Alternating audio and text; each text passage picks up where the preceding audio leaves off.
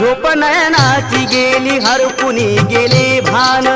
तन मन ध्यान सारे खेचले मुकुंदान यावरती उपाय बाई सांगेना कोण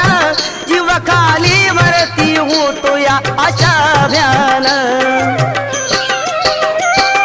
त्याची ओढ लागे माझ्या अंतरी